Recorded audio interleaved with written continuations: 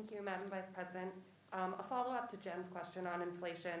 For Americans at home who are feeling the economic pinch, when do you expect they can expect to feel relief? You mentioned Christmas in your remarks. Will this be the most expensive Christmas in history after the most expensive Thanksgiving in history? And then on one of the provisions in the Build Back Better bill, paid family leave. Here in France, women are offered 16 weeks of paid maternity leave. Fathers are offered 28 days.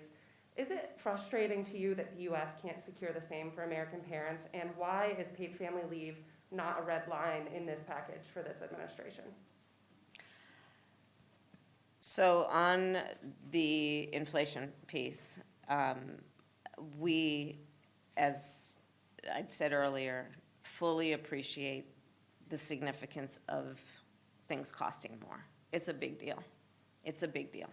And so we are doing what we can, making it probably one of our highest priorities. I talk to the president about it often. One of our highest priorities. We need to bring costs down for the American people, and in particular for working people and working families. And again, I'll go back to my previous point. That is why we have been pushing so hard since the beginning for Build Back Better, because it is absolutely and almost uniquely designed to do just that, to make it easier for people to live. And for most Americans, making it easier for them to live means bringing the cost of living down, especially for essential services. On the piece about paid family leave, yes, it's frustrating. It's something I've been advocating for years, as has the president. And it was in our initial proposal.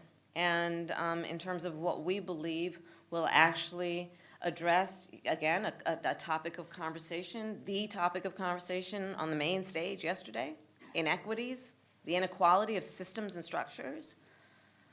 We know that this is an issue that disproportionately affects women and working women.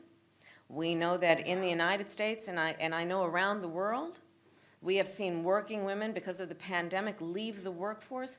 At the rate in the United States, the most recent number I saw is somewhere around 2 million women have left the workforce.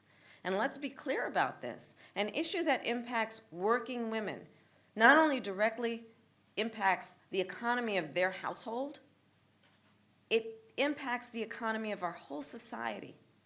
When you lift up the economic status of women, you necessarily lift up the economic status of families, and all of society benefits. So yes, I'm frustrated.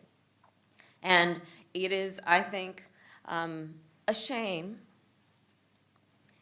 that we are not yet a leader on this.